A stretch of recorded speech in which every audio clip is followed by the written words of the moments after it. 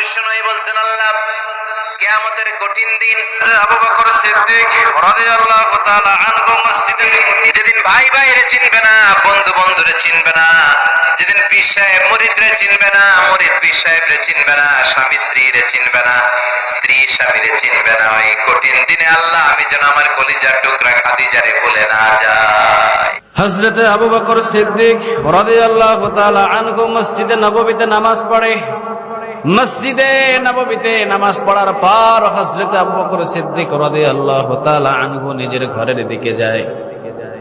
মসজিদে নববীতে নামাজ পড়ে নিজের ঘরের দিকে যায়। পাশে থেকে একজন কাফের প্রতিদিন আবু বকরকে গালমন্দ করে,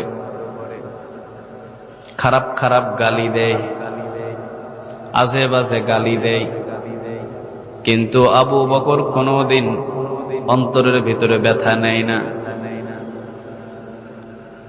হঠাৎ করে একদিন আবু বকর জোহর নামাজ পড়ার পর যখন নিজের ঘরের দিকে রওনা দিয়েছে, ওই যে কাফের, ওই কাফের বলে উঠেছে মুসলমান যত আছে সবাই ফকির, মুসলমানের আল্লাহ ফকির। নাউজুবিল্লাহ, আস্তে করে বলেন আমার রব কি ফকির? আওয়াজ দিয়ে বলেন আমার রব কি ফকির? নাকি নাস্তিকের বাচ্চারা ফকির?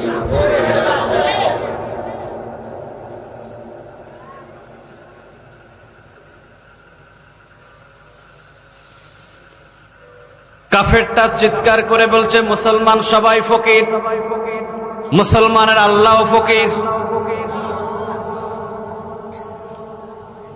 হযরত আবু বকর সিদ্দিক রাদিয়াল্লাহু তাআলা আনহুর ঈমানের ভিতরে জোয়ার চলে এসেছে, নিজেকে আর কন্ট্রোল করতে পারে নাই। কারণ হযরত আবু বকর সিদ্দিক রাদিয়াল্লাহু তাআলা আনহু জীবনের চাইতে বেশি ভালোবাসেন দুইজনকে। জোরে বলেন কয়জন?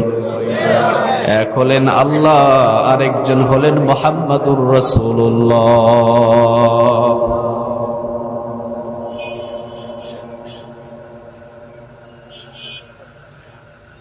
ও মিয়া, আল্লাহকে এবং আল্লাহর রসুলকে বেশি ভালোবাসার কারণে আজকে তো আল্লাহর রসুল পাশে নিয়ে ঘুমিয়ে আছে। সুবহানাল্লাহ বলবেন না? মহব্বত যে বেশি, ভালোবাসা যে বেশি,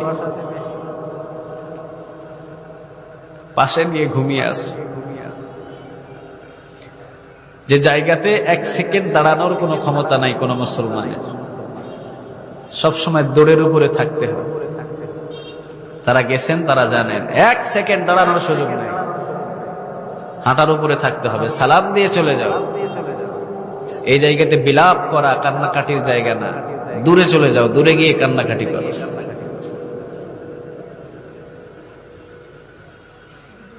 একজন মানুষের কবর কোথায় হবে এটা নিযুক্ত করেন কে? একটু আওয়াজ দিয়ে বলেন তো কে? যে আল্লাহর জন্য এবং যে রাসূলের জন্য এত ভালোবাসা, আল্লাহ বললেন যা আবু বকর আমার বন্ধুর পাশে বাকি জীবনটা তোর জায়গা করে দিলাম। সুবহানাল্লাহ।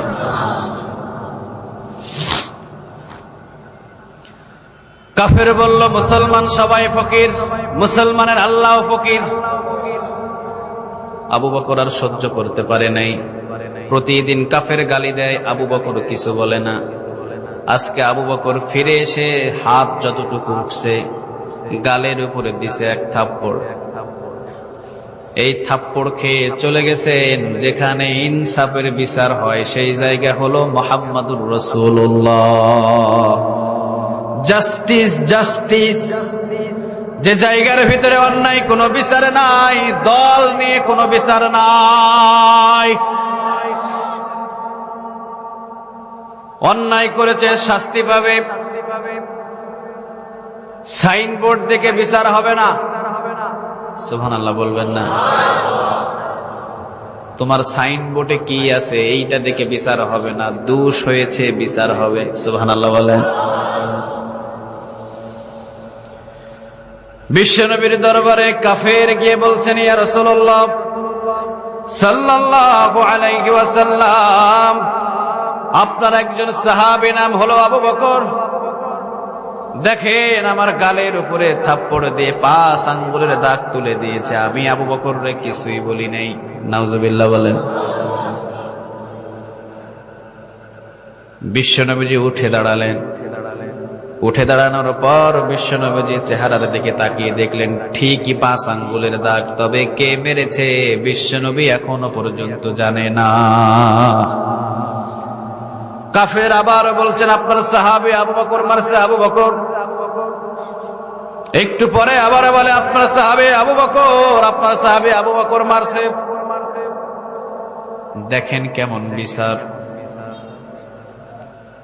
বিশ্বনবীজি 2 জন সাহাবীকে বললেন দাঁড়াও। 2 জন সাহাবী দাঁড়ালেন। বিশ্বনবীজি বললেন যাও, যদি সত্যি সত্যি আবু বকর এই কাফেরকে মেরে থাকে, এই মাত্র আমি গ্রেফতারের ওয়ারেন্টি জারি করে দিলাম, 2 জন সাহাবী আবু বকরকে গ্রেফতার করে সামনে নিয়ে আসো। কারে বলে বিচার? সুবহানাল্লাহ বলবেন না? এইটা হলো কোরআন। অন্যায় যদি করে কোরআন মা কেউ ছাড়ে না, অন্যায় যদি করে বাবা কেউ ছাড়ে না, অন্যায় যদি করে নিজের শ্বশুর কেউ ছাড়ে না, অন্যায় যদি করে নিজের দলীয় লোক কেউ ছাড়ে না।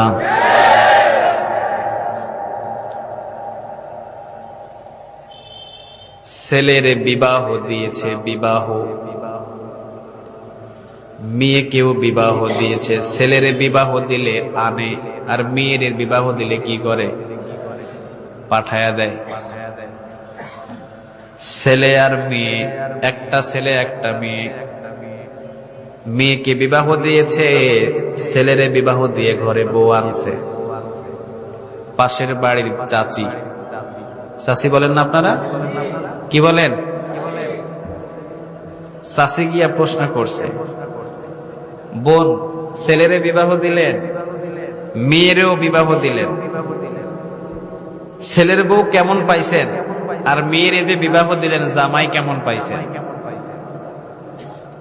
শাশুড়ি চিৎকার করে বলে, ছেলেরে বিবাহ দিয়ে যে বউ আনছি এটা তো বউ না, এটা আস্ত একটা ডাইনি। এইটা কি? পরের মেয়ে তো, বুঝেন নাই? পরের মেয়ে হাজার ভালো করলেও খারাপ। কথা একটা আছে না, যারে দেখতে পারে না চলন ব্যাখ্যা। আসলে কিন্তু মেয়েটা ভালো, কিন্তু তার কাছে ভালো না। ছেলেরে বিবাহ করেছি, সবচেয়ে খারাপ একজন নারী আমার ছেলের কাঁধের উপরে চেপে বসেছে, একবারে খারাপ। বলছেন আচ্ছা বোন মেয়েরে বিবাহ দিলেন, কয় মাশাআল্লাহ জামাই একটা পাইছি, প্রতি মাসে 10,000 টাকা আমার জন্য পাঠায়, প্রতি মাসে 10,000 টাকা আমার জন্য পাঠায়। আর মেয়েটাও মাশাআল্লাহ খুব সুখে শান্তিতে আছে। মেয়ে বড় ভালো, মেয়ের জামাইও ভালো, কিন্তু ছেলেরে বিবাহ দিলাম, ছেলের বউ ভালো না, 24 ঘন্টা মোবাইলে কথা বলে। আসলে কিন্তু দিনের ভিতরে 2-4 ঘন্টা যদিও কথা বলে, তার ছেলের সাথে কথা বলে, রং নাম্বারে কথা বলে না। এরপরেও মেয়েটা ভালো না। পরের মেয়ে 1 সপ্তাহ পরে শাশুড়ি আম্মারে ডাইকা নিছে, জামাই ডাইকা নিয়ে বলে, আম্মা জান দেখেন আপনার মেয়ে 3 দিন যাবত আমার ঘরে নাই, কোন একটা পোলার লগে 3 দিন কাটায় আসছে। কয়দিন? বিচারটা আপনি করে দেন। কয় ও মা এইটা আমার মেয়ে, বয়স ছোট, এরকম করতেই পারে। বয়স কি ছোট, খুব অল্প বয়সে বিবাহ দিয়েছি, সেইটা বুঝে না, এরকম মাঝে মধ্যে হয়, এইটা সমস্যা নাই। পরের মেয়ে হাজার ভালোভাবে চললেও ভালো লাগে না, আর নিজের মেয়ে 3 দিন হারিয়ে থাকলে ওই মেয়ের বিচার হয় না। নিজের সাইনবোর্ডের যদি হয় জেনা করলে, ব্যভিচার করলে, চুরি করলে, ডাকাতি করলে বিচার হয় না, অন্য লোক যদি 5 ওয়াক্ত নামাজিও হয় জেলখানায় গিয়ে কাটাতে হয়। ইনসাফ নাই, ইনসাফ নাই। যতদিন পর্যন্ত ইনসাফ কায়েম না হবে মারামারি কিলাকিলি দিন দিন বাড়বে। কথা কন না কেন? দিন দিন মারামারি বাড়বে, মারামারি কমবে না। বিশ্বনবীর জাস্টিস, ইনসাফের বিচার। কুরাইশ বংশের একজন মহিলা চুরি করছে, চুরি। বিশ্বনবীর বংশের নামটাও কি?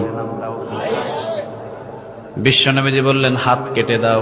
একজন সাহাবী এসে বললেন, ইয়া রাসূলুল্লাহ সাল্লাল্লাহু আলাইহি ওয়াসাল্লাম, কার হাত কাটবেন আপনি? এইটা তো কুরাইশ বংশের মেয়ে, আপনার নিজের বংশের মেয়ে, যদি হাত কাটেন মান ইজ্জত সব কমে যাবে। বিশ্বনবী বললেন, কার এত বড় সাহস? কে আছে আমার সামনে কথা বলে? কার এত বড় সাহস দেখি? আমার কুরাইশ বংশের মেয়ে বলে তার হাত কাটা বন্ধ করে দিয়ে তার আঙ্গুল কেটে দেব। কি ইনসাফের বিচার করো তোমরা? শোনো সাহাবীরা, আজকে যদি কুরাইশ বংশের কোন মেয়ে চুরি না করে যদি আমার মেয়ে ফাতেমাও চুরি করতো, আল্লাহর কসম করে বলি আমার মেয়ের ফাতেমার দুইটা হাত আমি কেটে দিতাম। এইটারে বলে ইনসাফের বিচার। বিশ্বনবী দুইজন সাহাবী পাঠালেন, যাও আবু বকরকে গ্রেফতার করো। দুইজন সাহাবী আবু বকরের কাছে গিয়ে বলেন, আবু বকর আপনারে যাইতে হবে। আবু বকর বললেন, কোথায়? আল্লাহ রাসূলের দরবারে। আবু বকর তো বুঝতে পারছে, সুবহানাল্লাহ বলবেন না? চলে আসলেন বিশ্বনবীর সামনে। বিশ্বনবী বলেন, আবু বকর তুমি নাকি কাফের একটা থাপ্পড় দিস? আবু বকর বললেন, জি। কারণ জীবন চলে যাবে, মুমিন জীবনে কোনোদিন একটা মিথ্যা কথা বলবে না। আর কাফের জীবন দিয়ে দিবে, কাফেরের মুখ দিয়ে একটা সত্য কথা বাহির করা যাবে না। কারণ কাফের কখনো সত্যি কথা বলতে পারে। আবু বকর বললেন, জি। বিশ্বনবী বললেন, কেন মারছো? আবু বকর বললেন, ইয়া রাসূলুল্লাহ সাল্লাল্লাহু আলাইহি ওয়াসাল্লাম প্রতিদিন আমারে নামাজ পড়ে গেলে গালি দেয়, আমি কিছু বলি না। আজকে যে গালিটা দিয়েছে আমি আবু বকর সহ্য করতে পারি নাই।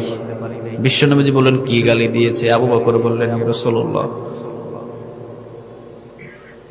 এই কাফেরের বাচ্চা বলেছে মুসলমান সবাই ফকির, আমি সহ্য করতেছি। কিন্তু যখন বলছে মুসলমানের আল্লাহ ফকির, আমি আবু বকর আর সহ্য করতে পারি না।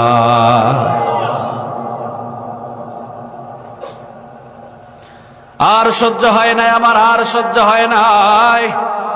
নিজেকে কন্ট্রোল করতে পারি নাই। যে আবু বকরের সব সম্পদগুলো আল্লাহর জন্য ব্যয় করেছি, যে আবু বকরের জীবনটাও আল্লাহর জন্য দিতে 24 ঘন্টা প্রস্তুত আছি, যে আল্লাহর জন্য আল্লাহ আবু বকরের কাছে যা চাইবে এই আবু বকর তাই দিতে প্রস্তুত। সুবহানাল্লাহ বলেন।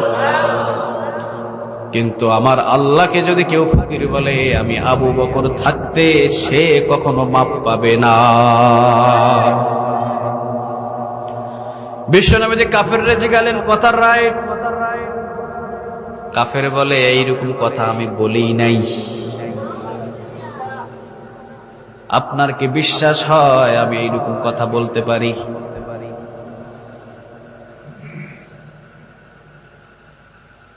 বিশ্বনবী পড়ে গেলেন বিপদে। কাফের বলে, বলি নাই। আবু বকর বলে, বলছে। এখন তৃতীয় একজন সাক্ষীর দরকার আছে না নাই? কথা বলেন। বিশ্বনবী বললেন, আবু বকর তৃতীয় একজন সাক্ষী আমার সামনে হাজির করে দাও। তৃতীয় একজন সাক্ষী হাজির করো।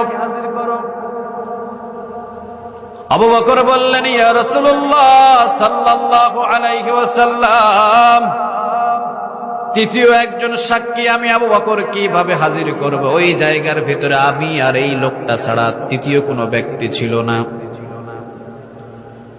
শুধু আমি ছিলাম আর এই লোকটা ছিল, আর কেউ নাই।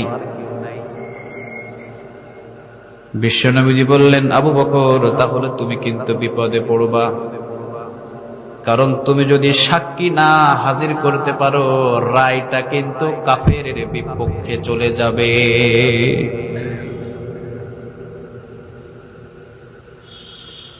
তুমি যদি সাক্ষী না দিতে পারো, আবু বকর যদি সাক্ষী না হাজির করতে পারো,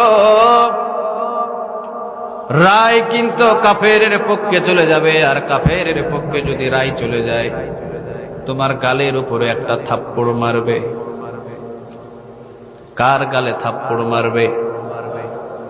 আবু বকরের গালে। মক্কার ভিতরে, মদিনার ভিতরে তুফান শুরু হয়ে গেছে, তুফান।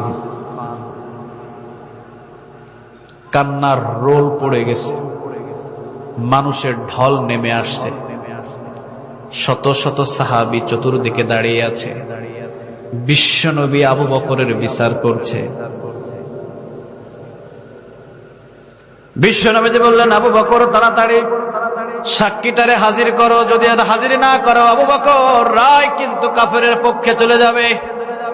আর যদি কাফেরের পক্ষে রায় চলে যায়, তোমার গালের উপর একটা থাপ্পড় পড়বে। আবু বকর বললেন, ইয়া রাসূলুল্লাহ সাল্লাল্লাহু আলাইহি ওয়াসাল্লাম, আমি তো বলছি তৃতীয় কোনো ব্যক্তি ওই জায়গাতে ছিল না। আমি আবু বকর কোনো সাক্ষী আপনার সাথে দিতে পারবো না। বিশ্বনবীজি বলছেন, আবু বকর, তাহলে রায় কিন্তু চলে যাবে কাফেরের পক্ষে। দেরি হবে না আবু বকর, যদি সাক্ষী থাকে হাজির করো, না সাক্ষী থাকলে রায় চলে যাবে। সমস্ত সাহাবীরা দাঁড়িয়ে আছে, সাহাবীদের চিন্তা কার গালের উপরে থাপ্পড় পড়বে।